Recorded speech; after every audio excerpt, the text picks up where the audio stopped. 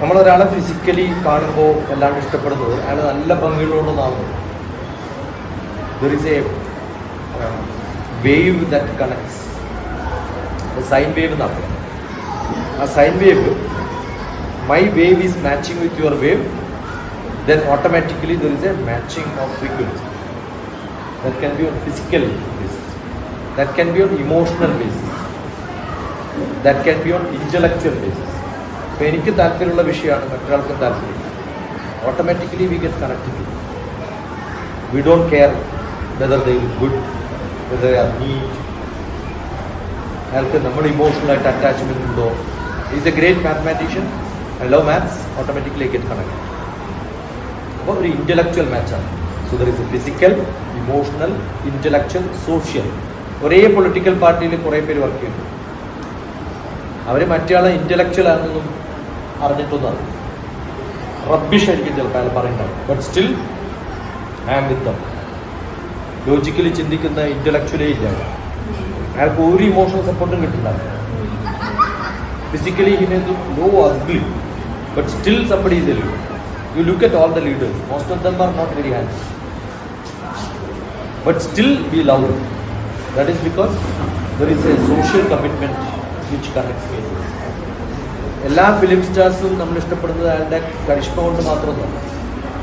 അങ്ങനെ ജോക്ക് പറഞ്ഞു നടക്കുന്ന ആൾക്കാരെയും maybe second third rate ആക്ടേഴ്സിനെയും വി ഗെറ്റ് കണക്റ്റഡ്. അവർക്കൊരു അവരുടേതായ ഒരു സോഷ്യൽ ഗ്രൂപ്പ് ഉണ്ട്, അതിലെവിടെയോ നമ്മൾ കണക്ട്. അവർ പറയുന്ന ടീം നമുക്ക് ഇഷ്ടമാണ്. ഇപ്പം സ്വാമി വിവേകാനന്ദനെ ഇഷ്ടപ്പെടുന്നത് ചിലപ്പോൾ അയാളുടെ കരിഷ്മയാണ്. ശങ്കരാചാര്യ അങ്ങനെയാണ്. അപ്പോൾ ഹയർ റേറ്റ് എന്ന് പറയുന്നത് ദ ഹയസ്റ്റ് ഈസ് സ്പിരിച്വൽ. അപ്പോൾ physical, emotional, intellectual, social, spiritual, ഈ 5 ലെവലിൽ നമുക്കൊക്കെ ഒരു വേവ്സ് ഉണ്ട്. ആ വേവ്സ് അപ്പും ഡൗണും. Okay, wave goes up and down, goes up and down. അത് തിരമാലകൾ അടിക്കുന്ന പോലെ. When my wave interferes with it, it can damage. If it goes along with that, it can boom up. Okay, അപ്പോൾ frequency match എന്ന് പറയുന്നത് ഈ 2 ഫ്രീക്വൻസികളും അടുപ്പിച്ചെത്തിയിട്ട് നമ്മൾ ഒരേ ഫ്രീക്വൻസിയിൽ 2 പേർക്കും ബെനിഫിഷ്യലാണ്. അതിനെയാണ് നമ്മൾ ഫ്രീക്വൻസി മാച്ച്. ചിലരുണ്ട് അവരെ നിങ്ങളുടെ ഫ്രീക്വൻസി വളരെ കൂടുതലാണ്, that means is wave length. ആ വേവ് ലെങ്ത് ഇങ്ങനെയാണ് പോകുന്നുണ്ടാവും. പക്ഷേ എൻ്റെ വേവ് ലെങ്ത് കൂടുതലാണ്. So I can camouflage you inside mind. I can absorb all your frequency differences, and then I take you inside my emotional, intellectual, social, spiritual. That is when a person becomes a teacher. Not necessary. See, നമ്മൾ ടീച്ചിങ്ങിൻ്റെ സമയത്തും doesn't mean that when I am talking all of them absorb. അവരുടെ style different ആണ്, എൻ്റെ style different ആണ്.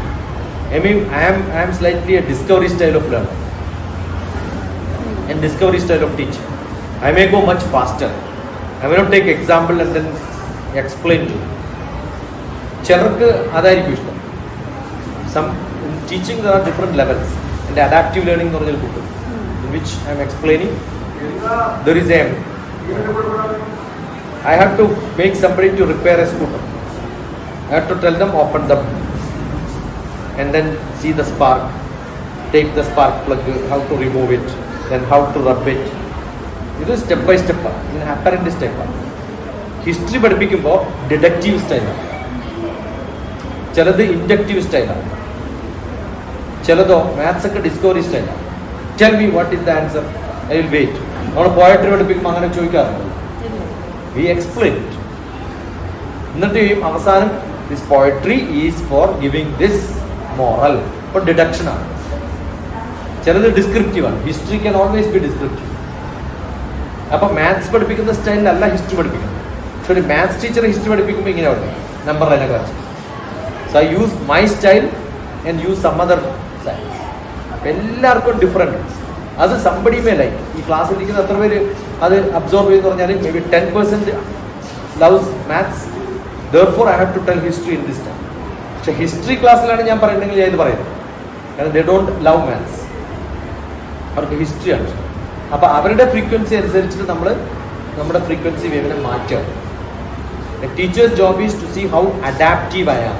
അതാണ് എൻ്റെ book adaptive learning.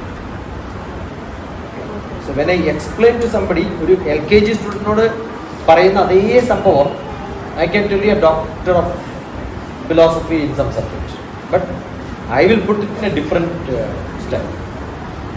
That is what is called adaptive learning. അത് ഈ ഫ്രീക്വൻസി, ഇന്റലക്ച്വൽ ഫ്രീക്വൻസി ആയിട്ട് മാച്ച് ചെയ്യാം. ഇതേ സംഭവം ഒരു ഇമോഷണലി അറ്റാച്ച്ഡ് ആയിട്ടുള്ള ആളോട് പറയുമ്പോൾ കുറേ കഥയൊക്കെ കൂട്ടി കുറച്ചും കൂടി വ്യത്യസ്തമായിട്ട് ഞാൻ പറയാൻ ശ്രമിക്കും. So everyone has this ability. പക്ഷെ നമ്മൾ എപ്പോൾ ഉപയോഗിക്കും, എങ്ങനെ ഉപയോഗിക്കുന്നതൊക്കെ depends on how able and eligible. ഒരു നല്ലൊരു സ്പിരിച്വൽ ഗ്രൂപ്പുള്ള സമയത്ത് ചിന്മയ സ്വാമിക്ക് നല്ല സ്പിരിച്വൽ ഗ്രൂപ്പ് ഒരു 10 പേര് എപ്പോഴും ഉണ്ടായിട്ടാണ്. അവർ പറയുന്നതൊക്കെ ഹൈലി ആ ലെവലിലാണ്. അദ്ദേഹം അമേരിക്കയിൽ ഉണ്ടാകുമ്പോഴാണ് ഏറ്റവും കൂടുതൽ പറഞ്ഞത്. അപ്പോൾ അദ്ദേഹത്തിൻ്റെ എല്ലാ എക്സാമ്പിൾസിലും അമേരിക്കൻ സ്റ്റൈൽ ഓഫ് ലൈഫിനെ പരിഹസിച്ചുകൊണ്ടൊക്കെ. പക്ഷേ അത് ഇന്ന് റിലവൻ്റ് ആണെന്ന് വെച്ചാൽ അല്ല. പക്ഷേ yes got a group of people who followed him for particular time and they become his followers. They started spreading it and people started loving it. അപ്പോൾ ഒരാളെ സത്സംഗം കൊണ്ട് അങ്ങനെ ആക്കാൻ പറ്റും. സോ ഇഫ് സംബഡി, അതുകൊണ്ടാണ് ഫെമിലിയാരിറ്റി ബ്രീഡ്സ് കണ്ടക്ട് എന്നാണ് പണ്ട്. ഇപ്പം അങ്ങനെയല്ല. Familiarity breeds love.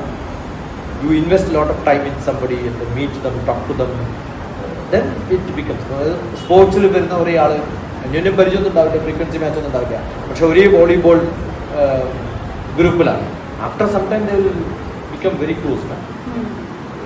ബ്രദേഴ്സിനെക്കാളും ക്ലോസ് ആയിട്ട് പോകുന്ന ടീംമേറ്റ്സ് നമുക്ക് കാണാനും. That is because they were playing together. അപ്പോൾ ഫിസിക്കലി ആക്ടിവിറ്റിയിൽ അവരുണ്ടാവുന്നു. കുറച്ച് കഴിയുമ്പം അത് ഇമോഷണൽ ആവും. അത് കഴിയുമ്പം അവർ start sharing some stories and they become a group. They get into some similar politics, socially active ആവാൻ ശ്രമിക്കും. അതിൽ കുറച്ച് പേര് സ്പിരിച്വൽ ആണെങ്കിലോ they will go back and they make another group. Similar birds will all fly together. They will find which frequency matches with me and find a group of them. Thank you so much, Dr.